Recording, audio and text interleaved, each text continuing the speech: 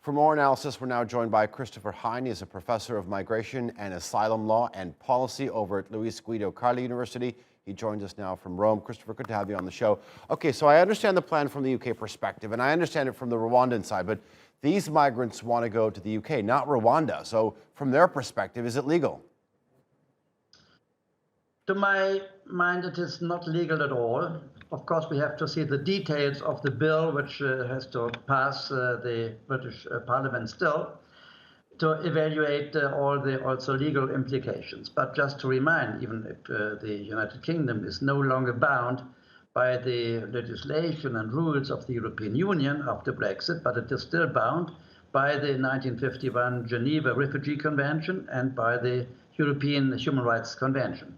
So there is no way out of this. Can you imagine that each and every person, asylum seeker, shifted away forcibly, because I don't think that they will go voluntarily, forcibly to Rwanda, have, of course, the right to make a claim against the tribunal, a legal remedy. So this would mean each and every case has to be evaluated under the aspect of refugee rights and human rights in general.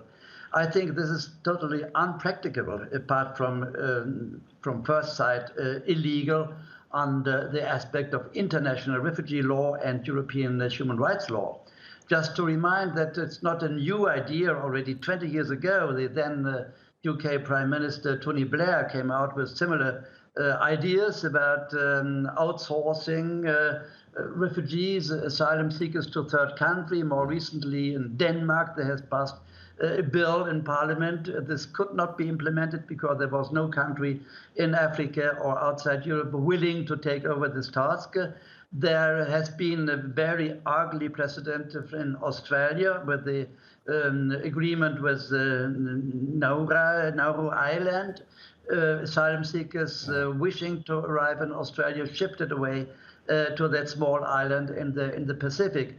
None of these precedents has really worked or resolved any problem. It is also not meant, we have heard the Prime Minister Johnson, not meant as to solve a problem, but to be a deterrent, to say people who are there in Calais in France or elsewhere, do not come to us, do not cross over the channel, because otherwise you will be treated very harshly, and you will land up in Christopher, I mean, since you mentioned Denmark, let me ask you about that. I mean, we know that EU countries have in the past acted unilaterally and taken their own migration policy into their own hands. Do you think that that other European countries might look at similar policies? Now, you said that they haven't been successful in the past, but that doesn't mean it might not be successful in the future.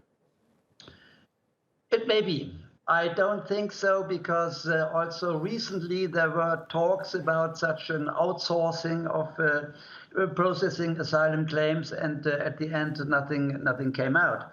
Of course, the UK example, if it really would become law and practice regarding almost all asylum seekers arriving in the British Island, it would create, let's say, a stimulation maybe for other governments, for EU member states to think about a similar solution.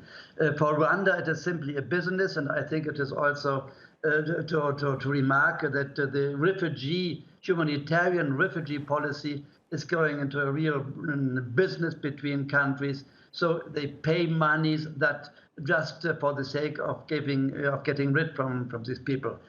Just to recall, the United Kingdom is certainly not among the biggest asylum countries in the European Union. The numbers came a little bit up, but the numbers are still in 2021 far below that of Germany, France, and even Spain.